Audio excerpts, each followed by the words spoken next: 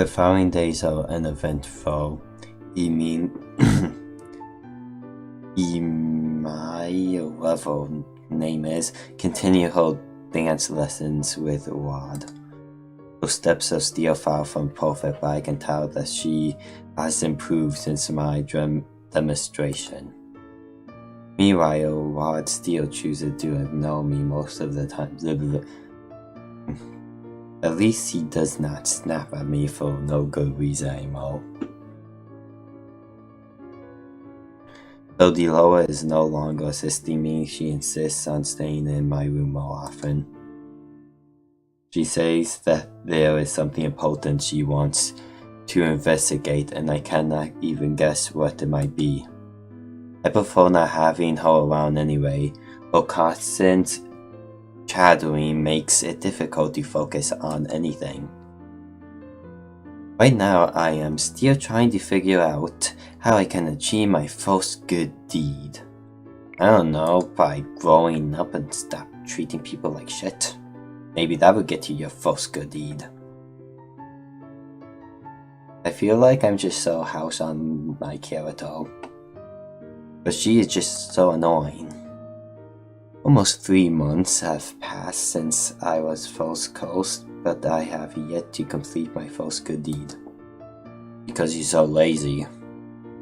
Those are my thoughts. As I head back to my sleeping cuddles after dinner that night. Keep getting mixed up in the words. Emmett, or whatever name, excused me long ago, insisting that I go on to my own room before she went to hers.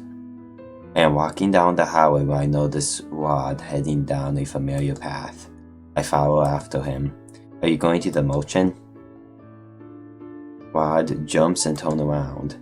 This surprise in his face quickly fades into annoyance. Don't do that again. And no, not today. Since I came here, I found out that Rod occasionally sneaks out of the palace at night through the secret passage to go to the merchant. Even now, I am still confused as to why he goes there. He said before that he had given up on breaking the curse, which makes me wonder why he still visits. It also makes me wonder why he would refuse to break a curse in the first place. I don't know, maybe because it's something terrible to break it, I don't know. Is he okay being the way that he is, or is the curse just really difficult to break? Why will you curse? I am not answering that question. Because he was like you, more than likely. I'm pretty sure he was just like all miserable people. Why? I cannot help you break your curse if you refuse to tell me anything. I told you before that I do not need your help. If I choose you as my partner, you help me and I help you. It is highly likely that breaking Rod's curse will also count for a good deed. Okay, so he get really mad at her. I'm afraid that this isn't how this works at all. The sounds of footsteps keeps me from coming back with a retort. However, we both turn to see Sir our castle approaching us. Prince Rod, good evening. Good evening, Sir El Castle, whatever name. He then turns to me and raises an eyebrow. Shouldn't you be attending to Princess Emmett? Rod silences me with a look. He moves to stand in front. What the heck? We were just about to go to her. Let's go. This is really strange. It seems like that person knows about the curses. Okay, so they walk through the hallway in silence. We both stop in our tracks when we hear the clattering of silverware. I look around and realize that sounds had come from behind a set of doors that is slightly open. The dining hall? Oh no, that Emmett's voice. We do not see Emmett when we enter the room, but there is a dizzying range of cutlery set out on the table. Emmett surprises us by crawling out from beneath the table. She flashes us an embarrassed smile as she gets to her feet holding several forks and knives in her hands. What are you doing here? You should be getting ready for bed. Sorry. I eyed the silverware on the table. I thought I could practice before I sleep tonight. It has already been an incredibly long day for her, and she is still doing this. I watch Emmett put the cutlery back onto the table in the wrong places. You need to rest, Em. I will after I practice the placement one last time. She smiles at him before returning to the table. I don't know why a person would need so much cutlery. One fork, one knife, one spoon, and one knife should be more than enough for any meal. Maybe because they're greedy and they want to have a bunch of cutlery, or whatever you're calling it. And all those glasses, if I recall correctly, this one is for water, this one is for red wine, and this one is for white wine. How many wine do they need?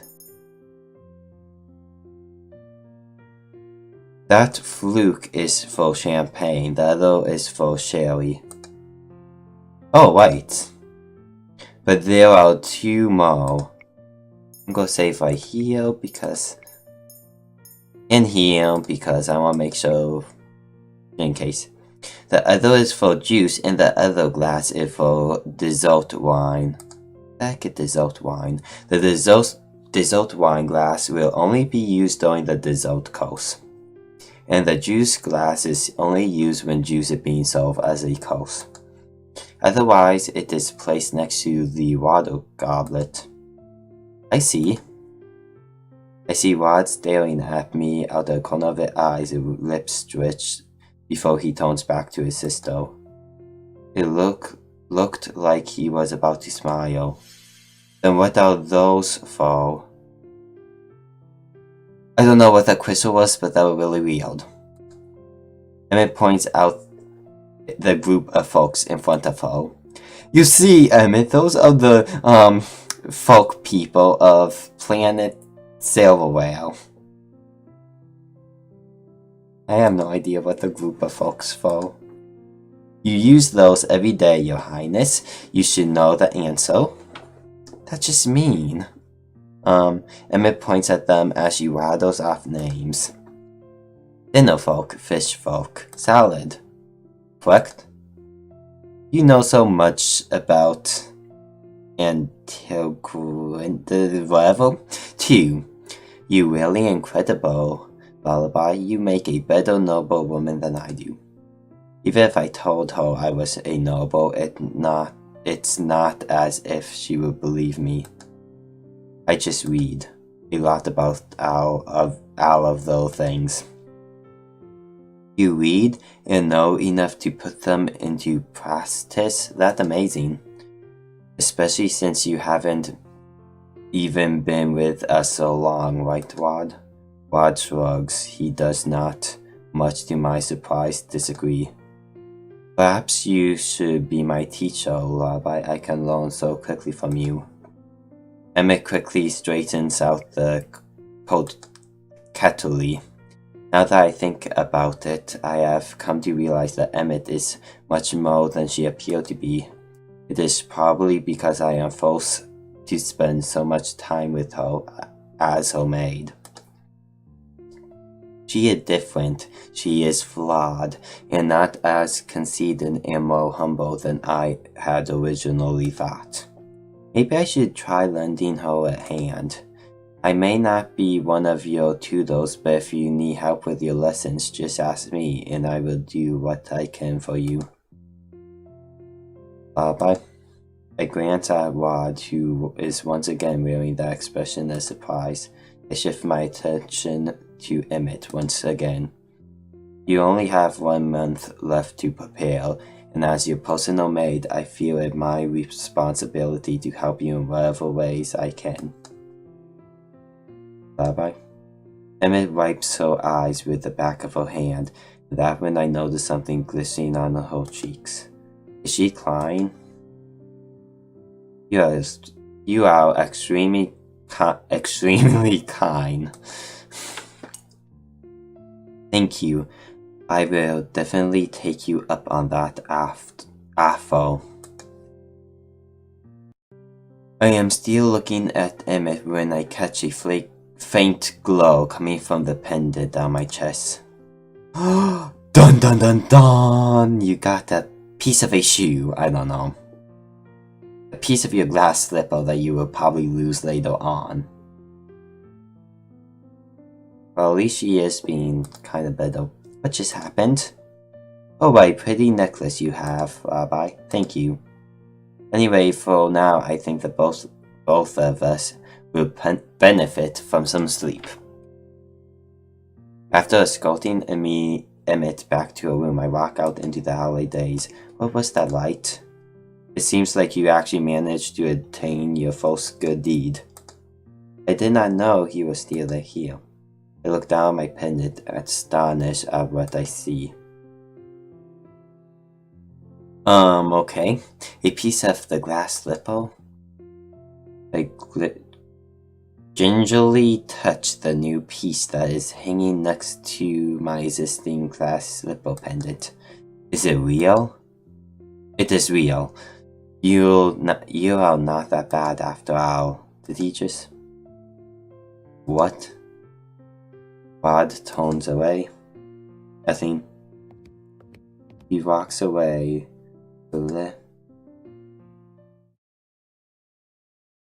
Chapter 5 already. Good morning, Your Highness. Would you like to play with us? You want to play with me? Yeah, come play with us. We'll have so much fun. Well, please, just for a little while. Maybe I can. Rabbi, what are you doing here in front of the gates? Mother? Good morning, Your Majesty. We were just wondering if the princess wants to come play with us. No, Princess Rabbi does not want to play with you. That's just mean to say. But Mother, I do. Enough idle chatter. We must go. It is almost time for your dance lessons. But do not make me repeat myself. Okay, that was a little creepy.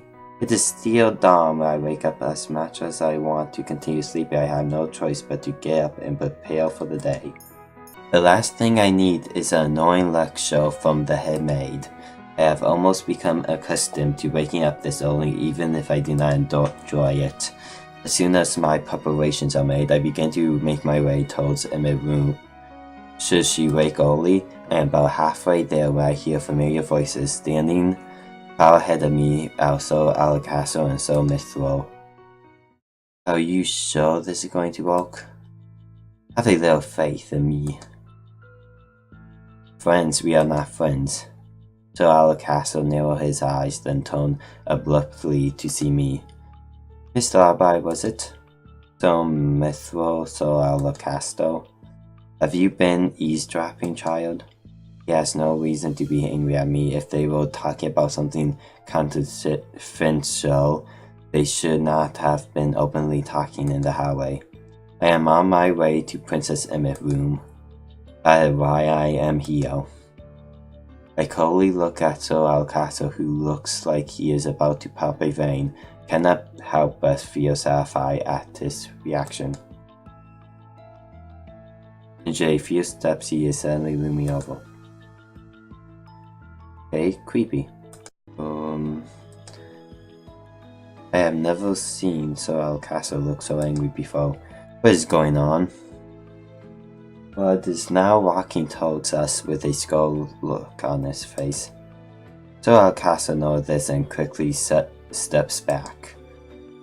There was just a little misunderstanding, Your Highness.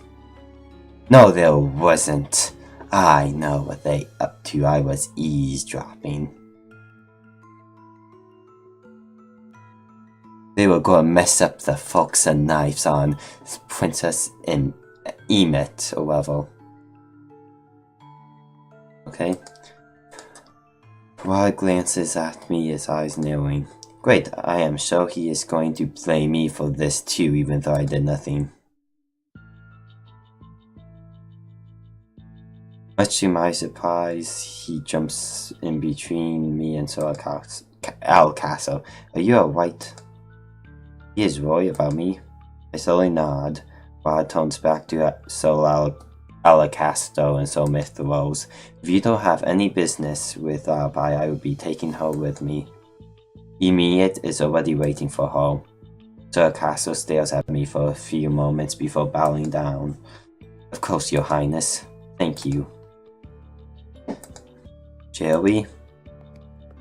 He walks off before waiting for my reply. I look back. Okay, I'm going to end it here. If you liked the episode, leave a like and subscribe. I will see you guys in the next video.